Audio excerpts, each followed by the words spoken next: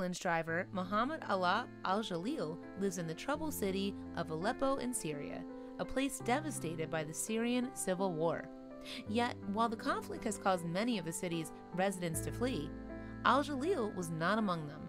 Instead, he has stayed behind to do something pretty incredible. Aleppo is the largest city in Syria, as well as the economic capital, and therefore it holds strategic significance in the Syrian civil war. It has been at the center of the ongoing conflict between opposing forces since 2011.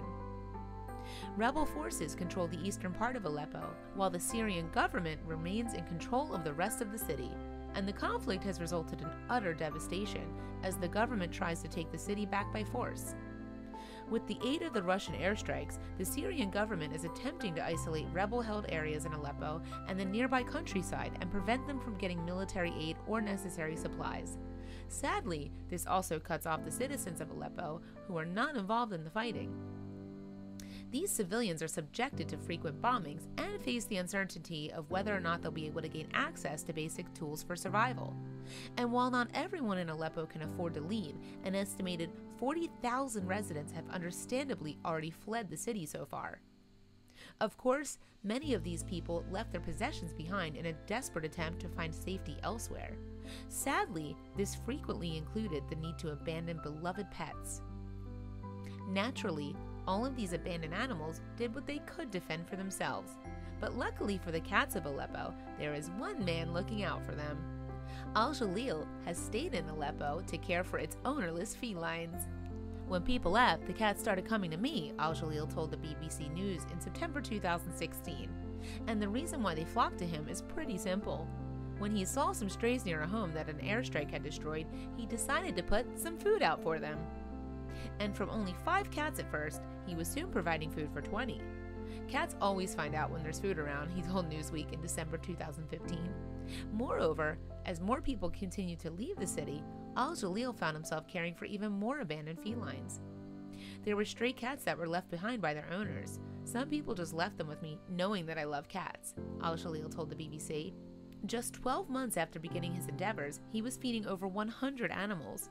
As a result, he established a sanctuary called Getty di Aleppo on a small plot of land to manage caring for the cats. Now Al-Jalil is aptly known as the Catman of Aleppo. This fate was probably something Al-Jalil never anticipated. After all, he was an electrician before the Civil War began.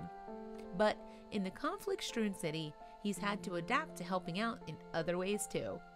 Indeed, Al-Jalil not only works tirelessly to save abandoned cats, but humans as well. When the airstrikes on the city began, he became an emergency responder and ambulance driver. He gives first aid, transports people to the hospital, and helps in rescuing those trapped in the rubble. Like many others, moreover, Al-Jalil had the choice to leave Syria, but along with his wife and 3 children, he decided to stay. Since everyone left the country, including my own friends, these cats have become my friends here, he told the BBC. Al-Jalil, meanwhile, spends about $4 a day on food for the cats. Luckily, however, he also has some help. Thanks in part to a Facebook page that a Lebanese woman started after reading about Al-Jalil's cats in the news. Indeed, Alessandra Abidin, a young violinist who lives in Cremona, Italy, created a Facebook page group, Getty di Aleppo, as a place for people to aid Al-Jalil's efforts.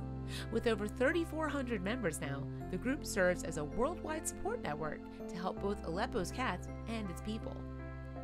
Donations originally started coming in from group members to help the cat shelter open, but its purpose has since expanded.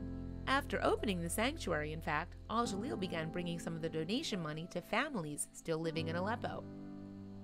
Many of these people were unable to leave Syria due to lack of funds or because of disabled family members who couldn't travel.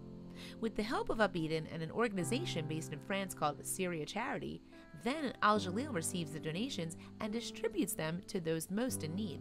In fact, a recent fundraising campaign by the Facebook group raised enough money for Al-Jalil to buy an ambulance, which he will use to help transfer cats from far corners of the devastated city to his sanctuary. "We must try to never lose generosity and tenderness," Vita International quotes him saying. "I'm very impressed by the generosity of those who help us, and I feel the responsibility to give a good example." And the sanctuary itself is not just a safe haven for cats, but for local children as well. It doubles as a playground where children can come to cuddle with the kitties, enjoy themselves freely, and momentarily forget about the war going on around them. Currently, there are over 170 cats as well as some dogs now living at Getty di Aleppo, and Al-Jalil has no plans to leave anytime soon. "I'll stay with them no matter what happens," he told the BBC. Please share this with your friends and family.